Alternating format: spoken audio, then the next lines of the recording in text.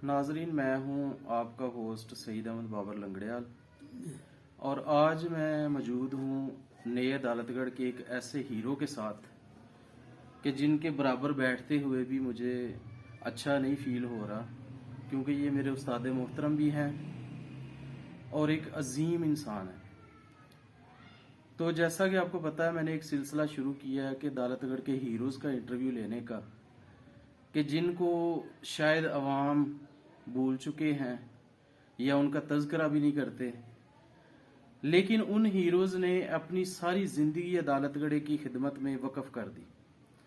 ऐसे ही एक गुमनाम तो मैं नहीं कहूँगा, काफ़ी सारे लोग इनको जानते हैं, लेकिन अदालतगढ़ नेक एक हीरो के साथ आज हम मुलाकात करेंगे और उनसे पूछेंगे कि वो कब अदालतगढ़ में आए। और उनकी खिदमात ये हैं कि हज़ारों बच्चियाँ जो हैं उन्होंने इनसे कुरान पाक हिफ्ज़ किया। और आपको पता है, आम तौर पर मदरसों के बड़े स्कैंडल्स होते हैं। इनको अरसा 40 साल हो गए हैं अदालतगढ़ की खिदमत करते हुए, बच्चियों को कुरान पाक हिफ्ज़ करवाते हुए। इन 40 साल के अंदर एक भी इस मदरसे का या कारी साहब का मतलब कोई स्कैंडल नहीं आया। और एक और बात आपको बताऊं कि ये जो कुरान पाक हिफ्ज़ करवाते हैं जिस बच्चे को, उस बच्चे को आप जब उसका टेस्ट लेना चाहें, कुरान पाक की कोई भी आयत उसे कहें कि फलां सूरत की फलां आयत सुनाओ, तो वो बच्चा सुना देता है। यानी इतना पक्का हिफ्ज़ करवाते हैं। आम तौर पर मदरसों में ऐसे होता है कि वो 2 साल के बाद हिफ्ज़ की सन्नत तो दे देते हैं, लेकिन जब बच्चे से कुरान पाक खोल के सुना जाए तो बच्चों को कुछ आता नहीं। ऐसा ही एक वाकया मेरे साथ, हमारे साथ पर्सनली हुआ कि मेरी जो भतीजी हैं उसने हिफ्ज़ किया शेख मौला के तलाब पे, एक मदरसा था वहां से, और 2-3 साल के बाद जब उसको सनद मिल गई कि आपने हिफ्ज़ कर लिया है, तो मैं उस अपनी भतीजी को कारी साहब के पास जब हम लेके आए तो कारी साहब ने टेस्ट लिया तो इन्होंने कहा ये तो 0 है। फिर उसके बाद नाजरीन 2 साल तक मेरी वो भतीजी कारी साहब से हिफ्ज़ करती रही दोबारा। और जब इन्होंने कहा कि अब ठीक है, इसका हिफ्ज़ जो है कंप्लीट है, तो उसके बाद जब हमने उसका टेस्ट लिया, जहां से जिस आयत का हम कहते थे सुनाओ, तो वो सुनाती थी। तो कारी साहब ने इस इलाके की बहुत ज्यादा खिदमात की हैं और खास तौर पे हजारों बच्चियां जो हैं इनसे कुरान पाक हिफ्ज़ कर चुकी हैं। मेरी मुराद है कारी मोहम्मद यकूब साहब, ताजदार मदीना मस्जिद अदालतगढ़ न्याय से इनका ताल्लुक है। जी कारी साहब, अस्सलाम वालेकुम। कारी साहब मेरे उस्ताद मोहतरम भी है, मैं खुद भी इनसे कुरान पाक पढ़ा हूँ। तो कारी साहब, आप इस अदालतगढ़ में किस साल में आए? 1983। अब 2023 है। 40 साल तक अपने आबाई इलाके को छोड़ना और किसी इलाके में जाके दीन की खिदमत करना, उससे बड़ा हीरो मैं समझता हूँ कोई नहीं हो सकता। 40 साल का अरसा हो गया इनको इधर अदालतगढ़ में आए हुए और हजारों बच्चियों को हिफ्ज़ करवाया इन्होंने। कारी साहब, आप मुझे ये बताएं कि आपका जो पुराना इलाका है वो कौन सा है, कहाँ से आप आए थे? उकाड़ा। उकाड़ा में खास शहर से आपका ताल्लुक है या किसी गांव है? कौन से गांव से? नाम क्या है उस गांव का? चौकी मंजियाना इनका गांव है उकाड़ा में, जहां से ये तशरीफ लेके आए। कारी साहब, मुझे ये बताएं कि आपके 40 साल कैरियर में जिस बच्ची ने सबसे ज्यादा कम टाइम में हिफ्ज़ किया, वो अरसा कितना था? किसी ने 1 साल 6 माह, किसी ने 1 साल 8 माह, इसी तरह बस 2 साल, आखिर पे 2 साल तक हिफ्ज़ किया है। जी, कारी साहब कह रहे हैं कि जो कम से कम अरसा है वो 1 साल 6 माह का, यानी 1.5 साल।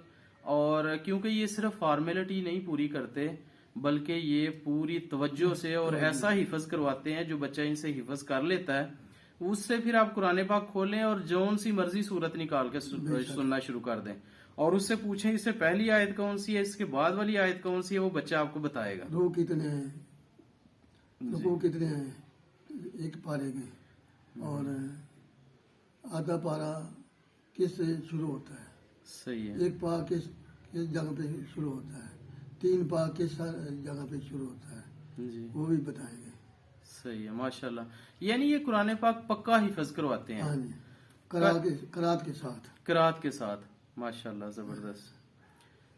कारी साहब आपको अदालतगढ़ के लोगों ने कितना प्यार दिया है जो आपने 40 साल का अरसा इधर गुजार दिया है?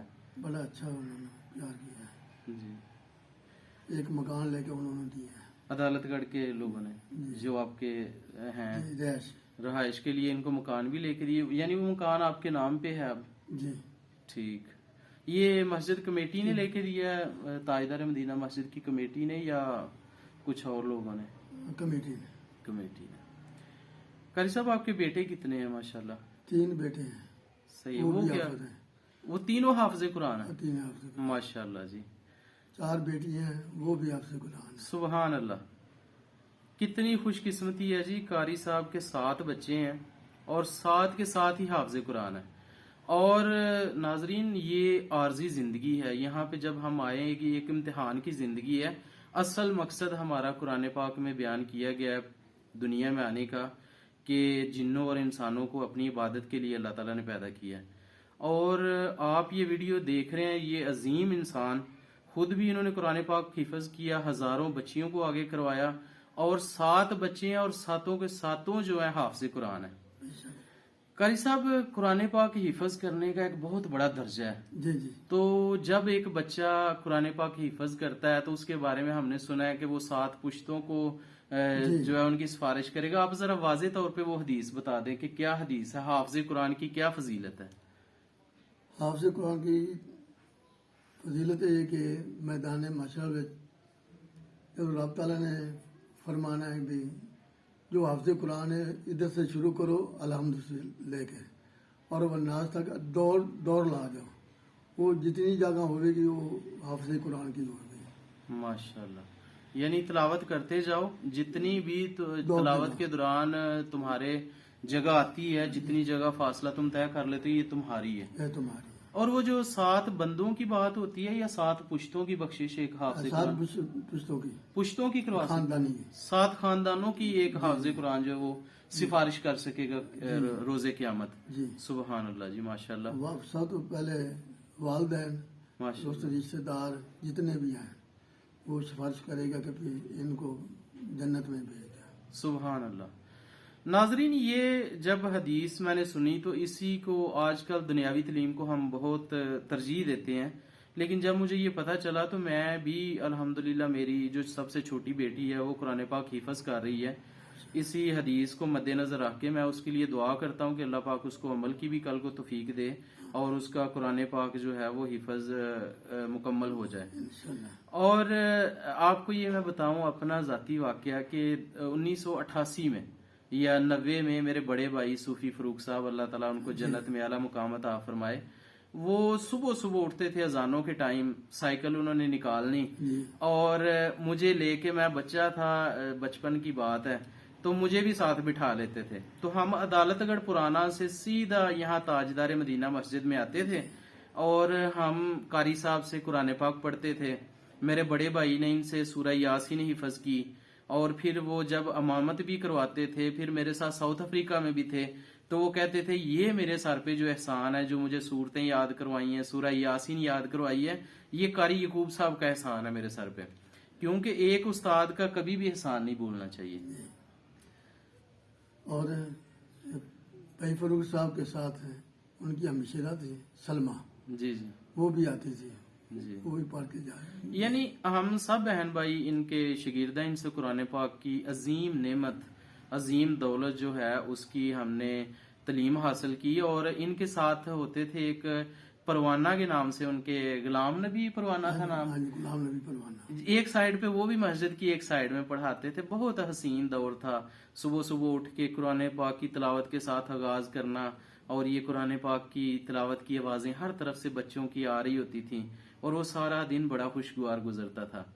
गुलाम नबी परवाना साहब के बारे में आप कुछ कहना चाहें? बहुत अच्छे इंसान थे वो भी। वो इधर उन्होंने बड़ा अच्छा काम किया है, गुराई करते थे मस्जिद के लिए, चंदा लाते थे और सफाई वगैरह, मस्जिद की देखभाल, वो बड़ा अच्छा काम वो करते थे। غلام نبی پروانہ صاحب آج دنیا میں موجود نہیں ہیں، لیکن اس مسجد کے لیے جو انہوں نے کام کیے اور اس کی تعمیر و ترقی کے لیے وہ سارا کچھ آج بھی لوگوں کے ذہن میں یاد ہے، اور ہم ان کے لیے بھی دعا گو ہیں کہ اللہ پاک ان کی آخرت کی منزلیں آسان فرمائے۔ آمین۔ اور میں آخر میں جو ہمارے اوورسیز پاکستانی ہیں ان سے گزارش کرنا چاہوں گا کہ قاری صاحب نے اب یہ ایک مدرسہ آپ خود چلا رہے ہیں، جی، اور کتنے شاگرد آپ کے پاس اسٹوڈنٹس پڑھتے ہیں ادھر، اور کتنی کلاسز آپ لیتے ہیں؟ اس وقت تقریباً 20 بچیاں پڑھ رہی ہیں، ہاں جی۔ ماشاءاللہ۔ اور کیا کیا ٹائمنگز ہے آپ کی کلاسز کی؟ اگر کوئی ناظرین میں سے، جیسے ہم نے قرآن پاک کے حفظ کی فضیلت بیان کی، کسی کا ذہن بنتا ہے کہ ہم بھی قاری صاحب کے پاس شاگرد ڈال دیں اور وہ قرآن پاک حفظ وہ کریں۔ 3:30 بجے بچیاں آ جاتی ہیں۔ 3:30 بجے؟ جی، اچھا 11 بجے چھٹی ہوتی ہے ٹھیک ہے، پہلی کلاس وہ ہوگی۔ پہلی وہ، اور دوسری 2 بجے شروع ہوتی ہے، جی، عصر کے وقت ختم ہو جاتی ہے۔ ختم ہو جاتی ہے، اور اس کے بعد شام سے مغرب سے عشاء تک۔ مغرب 3 کلاسیں ہوتی ہیں ڈیلی۔ جی جی، اور یہ جو اہل علاقے ہیں عدالت گڑھ کے لوگ، وہ بچیاں یہ تینوں کلاسز اٹینڈ کریں اور وہ پھر اپنے گھر چلی جائیں، یعنی آپ نے ہاسٹل کا کوئی بندوبست نہیں رکھا ہوا، یہ بھی بہت اچھی بات ہے۔ وہ خرچہ بہت آتا ہے۔ خرچہ اس پہ کہتے ہیں بہت آتا ہے، اور اتنا وہ 1 سال نہیں کیا کرتا۔ تھا، اچھا، وہ قرضہ ہو گیا تھا 17 لاکھ روپے، 17,000 روپیہ۔ اللہ اکبر۔ کہتے ہیں 1 سال 17,000 روپیہ۔ 17,000 کہتے ہیں 1 سال ہم نے ہاسٹل کا بھی بندوبست کیا تھا، تاکہ 3 کلاسز ہیں، بچیاں بار بار آنا جانا بڑا مسائل ہوتے ہیں، تو لیکن پھر وہ اس دوران ان پہ قرضہ چڑھ گیا تھا 17,000، تو پھر انہوں نے وہ جو سسٹم ہے اس کو ختم کر دیا۔ اب بچیاں آتی ہیں، 3 ٹائم کی یہ کلاسز اٹینڈ کرتی ہیں، اور اس کے بعد وہ اپنے گھروں میں چلی جاتی ہیں۔ اب ہاسٹل کا نظام موجود نہیں ہے۔ ناظرین، جو اوورسیز ہمارے بھائی دیکھ رہے ہیں اس ویڈیو کو، آپ کو بتانے کا مقصد یہ ہے کہ کئی دفعہ ہمارے پاس زکوٰۃ یا اس طرح کے جب ہم اللہ کی راہ پہ نکالتے ہیں، میں خود پردیس میں رہا ہوں، کہیں تو ہمارے بھائی ایسے ہوتے ہیں جن کے اپنے سٹور وغیرہ، وہ ڈیلی جب اٹھتے ہیں تو کچھ رقم وہ اللہ کے نام پہ سائڈ پہ ڈال دیتے ہیں کہ یہ بھائی اللہ کے رستے میں ہے۔ کچھ لوگ جب شام کو سیل کاؤنٹ کرتے ہیں اس کی پرسنٹیج اللہ کے نام پہ رکھ دیتے ہیں۔ تو میں آپ کو یہ بتانا چاہتا ہوں کہ قاری صاحب جنہوں نے ساری زندگی اس عدالت گڑھ کے لیے وقف کر دی، آپ ان کے مدرسے کے ساتھ بھی تعاون کریں اور ان کو نہ بھولیں۔ پھر ہمیں یہ کئی دفعہ سمجھ نہیں آتی پردیس میں بیٹھ کے کہ ہم کہاں پہ خرچ کریں، کون سا بہترین تصرف ہے، کون سا حقدار ہے۔ پاکستان میں آیا ہوں، اتنے لوگ بیگنگ جو ہے، بھیک مانگنے والے اتنے ہیں کہ اب جو اصل مستحق ہوتا ہے اس کا بھی نہیں پتا چلتا کہ کون حقدار ہے کون نہیں۔ اسی طرح مدرسوں کے بھی معاملات ہیں، لیکن قاری صاحب کو آپ پرسنلی جانتے ہیں، کئی سالوں سے جانتے ہیں، تو میری یہ ریکویسٹ ہے کہ آپ اس مدرسے کے ساتھ تعاون کیا کریں جتنی آپ کی گنجائش ہے اس کے مطابق۔ اور قاری صاحب تھوڑی سی ان کی طبیعت بھی ٹھیک نہیں ہے، ان سے پوچھتے ہیں اس حوالے سے کہ کیا ان کے مسائل ہیں صحت کے، اس کے لیے بھی آپ دعا کریں۔ جی قاری صاحب، کیا آپ کی صحت کے متعلق؟ شوگر کا مسئلہ ہے، بڑی تکلیف ہوتی ہے، اس کے باوجود پھر میں کلاس لیتا ہوں، پڑھاتا سبحان ہوں۔ اللہ۔ قاری صاحب، آپ کی ایج کتنی ہو گئی ہے اب تقریباً؟ تقریباً 80 سال۔